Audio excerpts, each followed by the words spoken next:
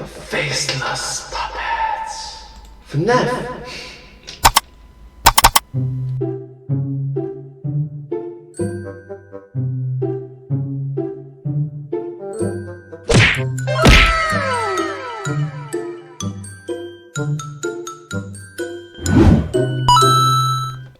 Hello everyone, let's start.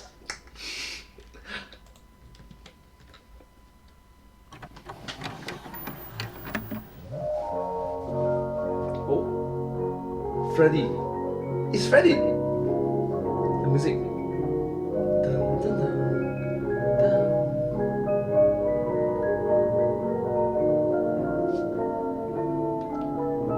Wait, how come the music is so dystopian?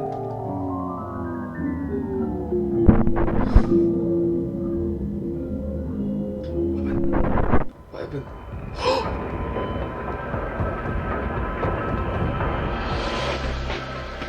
Hello Internet, welcome to Game Theory. Oh gosh. The person died to make a game theory video? Where today we continue our analysis of FNAF's newly released ghost stories, the Fazbear Frights. Fazbear Frights. Last week we covered the majority of this book's key reveals, including the massive bombshell where we visit what is chronologically the earliest Freddy Fazbear's Pizza we've yet seen, a location that we have never visited before in any of this series canon, but one that we know to have existed somewhere in the background since the release of FNAF 2. With 6 murders set in 1985, it makes it very likely that this was the mystery location to have closed down the franchise before its grand reopening 2 years later in 1987. And so it's like a 2 years pause. that, loyal theorists, is why I scrounged through every scrap of FNAF content out there and entered the Stitch Wraith over here. Scott throws out ideas and I'm just digging through his dumpster hoping to cobble it all together into a workable body theory thing. Whatever. As that silly children's workbook taught me years ago, some of the biggest lore reveals in this franchise can happen in the unlikeliest of places. Yeah, we're gonna reveal Golden Freddy's name in this children's workbook word search. True. The lore can be found in the most awkward places, like a word search. Come on, a book page. Seriously? Fantastic. Actually, it was fantastic. I thought it was a brilliant way to do it. That said, I will not forgive dabbing Chica. Never. Truly a cursed image. But you see, I think... Alright, it's like the dabbing. There was one other massive lore reveal hidden in Fazbear Frights, buried amongst the tales of Extreme Makeover Robot Edition and Ball Pit Time Machine.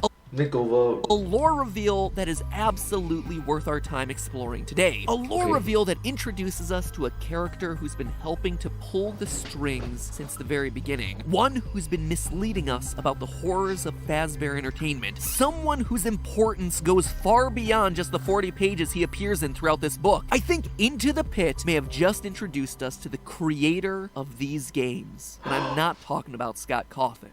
Wait, what? It's not Scott Cawthon? A law inside a law. Oh my god, that's OP. Let me explain. One of the strangest inclusions in FNAF VR Help Wanted was a reference to a game designer that was telling lies about the horrors happening at Freddy Fazbear's Pizza. We know that Fazbear Entertainment has developed something of a bad reputation over the last few decades. And while it's true that some stories associated with our name were loosely based on actual events, the majority of them were total fabrications from the mind of a complete lunatic. Lawsuits pending. You have to lawsuits pending.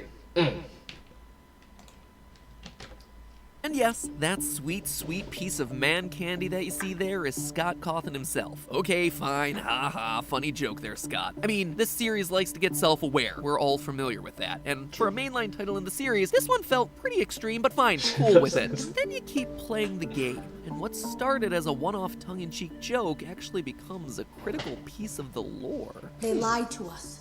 They lied to all of us. Ooh. They told us that the whole point of this VR game was to undo the bad PR done by a rogue indie game developer. Yeah, the rogue indie game developer, isn't it what he's saying to himself, Scott Cawthon? who supposedly made up a bunch of crazy stories that tarnished the brand. But it doesn't stop there. There's more twists in FNAF VR than there is in a typical M. Night Shyamalan movie. Fazbear Entertainment hired the game developer. Those I get it, because of all the plot twists involved. indie games were designed to conceal and make light of what happened. This isn't just an attempt to rebrand. It's an elaborate cover-up. The whole thing starts with like, oh, this game designer is a joke. Psych! No, he's not. He's actually critical to the lore and is exposing the crimes happening at these restaurants. Booyah, fooled you again. He's actually one of the villains. When the dust actually settles on this plot development, what we're left with is a game designer looking like Scott Cawthon, hired by Fazbear Entertainment to make indie games, the games that we've all been playing up to this point, in order to misdirect us away from the real lore of the story. So of course, I did an episode all about how Scott Cawthon is the villain of FNAF. Let me rephrase what we just heard. Scott is one of the bad guys. He was lying to us. If FNAF VR's tapes are to be believed, pretty much everything we know from the first 3, at least, but maybe even 4, 5, heck, 6 games could all be thrown out as complete fabrications created by Scott Cawthon for the sole reason because he was paid off by Fazbear Entertainment. Except I was wrong. Nothing new to be sure, but here... Of course. But look at the bright sides. Room for improvements, isn't it? Room for improvements.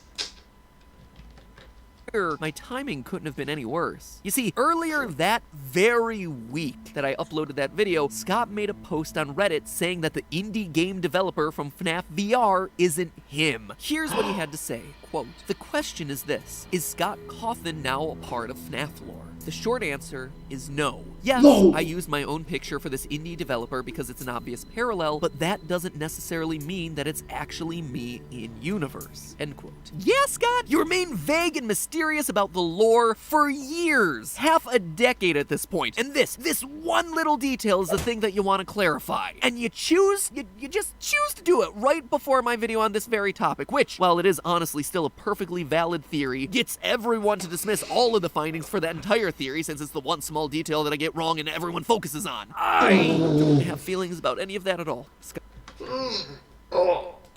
Shoot. Oh, I am not hurt.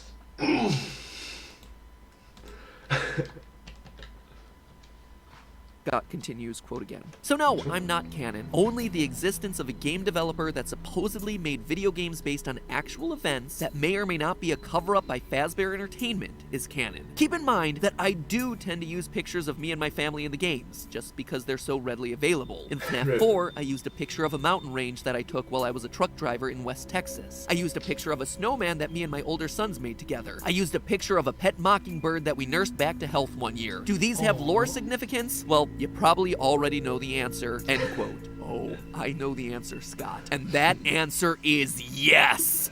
And it becomes canon. My ever-decreasing sanity aside, it does lead... Well, we all know the answer. The answer is yes.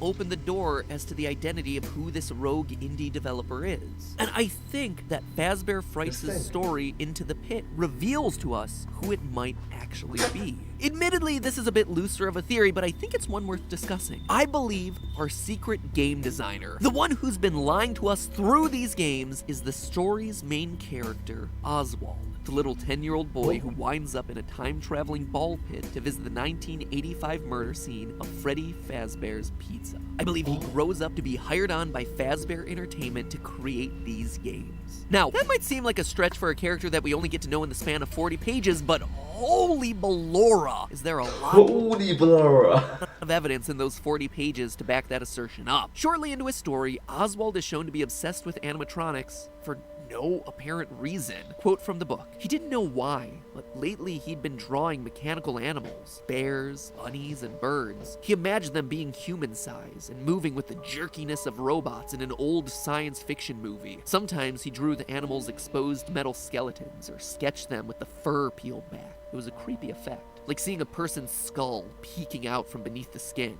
end quote. Now mind you, this is without him ever having a connection to animatronics. Heck, he doesn't have a connection to the pizzeria at this point in the story. He has never been there. Nothing. This is just him naturally choosing to draw these oddly specific things without any outside references or influences. So Seemingly no references.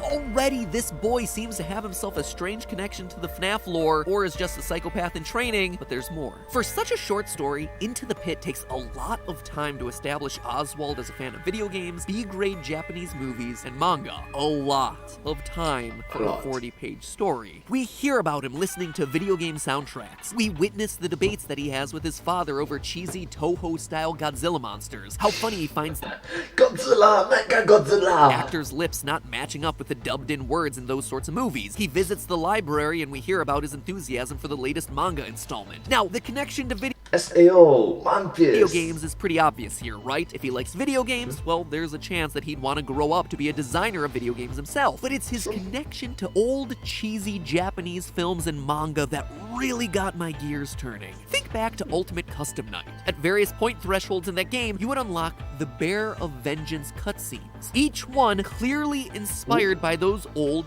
poorly dubbed Japanese samurai movies, the art style clearly riffing on classic anime and manga animations. The mysterious designer of the FNAF games, who presumably made Ultimate Custom Night, would need to be a fan of this style of storytelling to want to incorporate it into his work. And here we have ourselves Oswald, a person who exists in this universe, whose limited characterization is spent establishing him as a fan of exactly this type of storytelling. Speaking of limited characterization, it's a minor connection, but a key point of the story is how money-strapped Ozzy and his family are. The reason he spends so much of his time in the library and the pizzeria is that they're both cheap forms of entertainment during the day. True. I said about beggars can't be choosers, so cheap form of entertainment. Yeah. His family works over the summer. If Oswald were to grow up and end up designing the FNAF games, well, it would actually be a somewhat similar story arc to Scott Cawthon himself. As his story goes, Scott was a struggling game designer. He was making minimum wage during the day as a Dollar General store clerk and working on his games at night, with none of them going anywhere, many of them being poorly received. The first Freddys game was the one where all of his years of hard work and grinding finally paid off. There's obviously a lot more to that story, but suffice it to say, Oswald seems to be a character after Scott's own heart, coming from modest means, a fan of nerd culture. So to see Coming from modest means the fan Ozzy culture. be the in-universe programmer of these games, to be Scott's literal in-universe stand-in for himself. Oh, like an avatar for himself in the games to represent that he exists.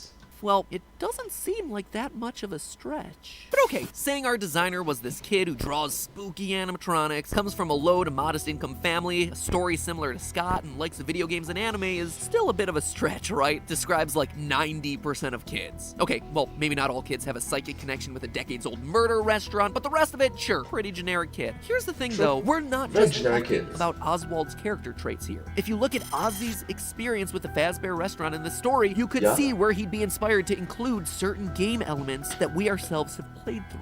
The first and most obvious is Jeff, the current owner of Jeff's Pizzeria, the pizzeria that took over the abandoned Freddy Fazbear's and Oswald's time. He's described in the book like this, quote, "Jeff was creepy too. He looked 100 years old but was probably just 30, with those heavy-lidded bloodshot eyes, the stained apron, and the slow speech and movement. He was like a zombie pizza chef," end quote. Slow movements, bloodshot eyes, zombie pizza chef with a red-stained apron. Oh my god, don't tell me he's a robot wearing a human suit. What? I mean, what? Sounds like it could very well be the inspiration behind an undead murderer in a pizzeria who refuses to die, or a walking purple zombie that haunts the streets of the town. Remember, Stop. The game designer hired on by Fazbear Entertainment was tasked to lie about and make light of the murders in the Freddy restaurants. So what we see in the games would likely be a mix of reality and fiction. Oswald could very well be pulling from his real-life experiences. I mean, the names of people Oswald encounters also have themselves an uncanny similarity to what we see in the games. Ozzy's best friend from the past is named Mike. A Mike who outright says this, quote, "You know, when I was little, I loved Freddy Fazbear's Band. I even had a stuffed Freddy I used to sleep with." And oh, stuffed Freddy. He's here, he's there, he's everywhere. Who you gonna call? Second friend, Fazbear. Right, understand.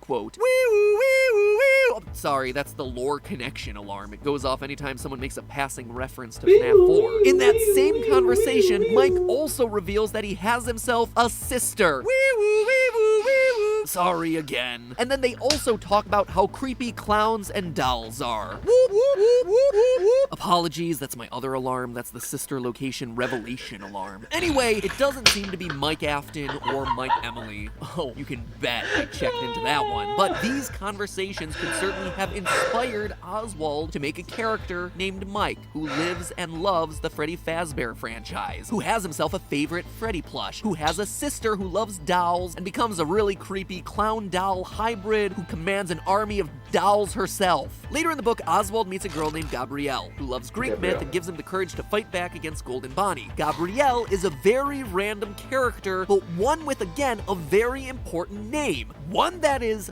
once again, shockingly similar to one of the kids that we find on our gravestone, Gabriel. Even the theme of this short story could have inspired Oswald's games. You see, after Oswald uncovers the 1985 murders, his dad gets sucked into the time travel pit by Golden Bonnie. And not just sucked in, he's replaced. Suddenly, everywhere his dad should be, Ozzy instead sees the silent, staring Golden Bonnie stalking him, watching him. Ozzy is the only one who sees it too. Everyone else just sees his father like normal. Actually a really creepy, disturbing piece of imagery. One that gets Ozzy to question his own sanity. But it's also one that directly ties back to the core motif of the games. A father, William Afton, becoming a golden bunny to terrorize kids, including his own son. A son who then has to go out, seek, and ultimately rescue his father in order to end the nightmare. And then you just have random lines inserted into the story that kind of fit but kind of don't, but are also oddly specific to key moments throughout the FNAF franchise, like this, quote, "Every day you toss me out on the street like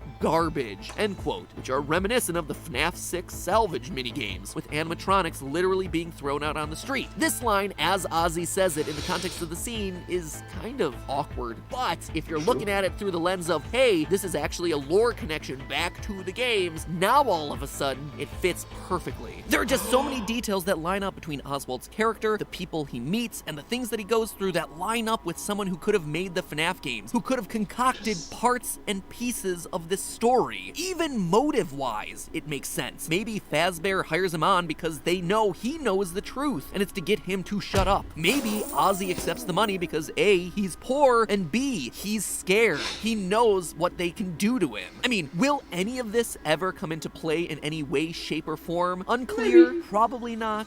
But, one, it actually may be able to help us better separate out the truth from the fiction in the early games of this franchise. Like knowing zombie people were inspired by Jeff, the owner of Jeff's Pizzeria, the zombie guy, may take all of that information off the table and really let us focus in on what truly matters, a specific subset of murders. But even if it doesn't do anything grandiose like that, too, I wouldn't be surprised if we end up seeing Oswald again at some point. I mean, already there's a new teaser for the next installment of Fazbear Frights, Fetch, up on Scott's website, so you can bet that we're gonna have a lot more to say about this series and its connections with the game.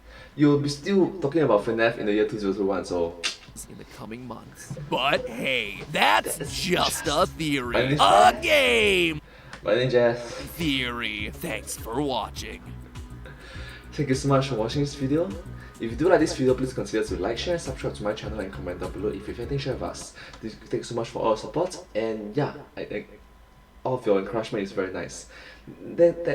Once again, special thanks to all the top donors for St. Jude's charity stream for fighting against cancer. You know, especially children's cancer. Thank you all so much for being so nice. Really appreciate it.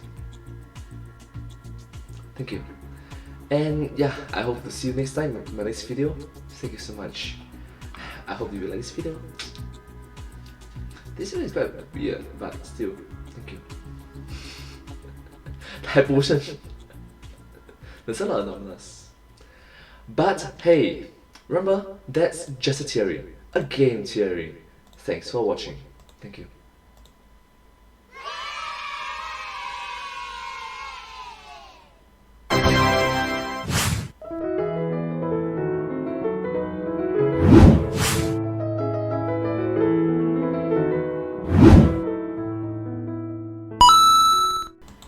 Thank you all so much for watching this video. This video came out from YouTube channel Game Theorists back in 2020, which is 1 year ago. Yeah, I hope that you like this video, and if you do like this video, please consider to watch more of their videos from their channel. Their videos are very knowledgeable, amazing, and just very inspirational for us to learn more, to read more. Yeah, I'm personally just a small, huge fan. Thank you, and I'll see you next time. Bye.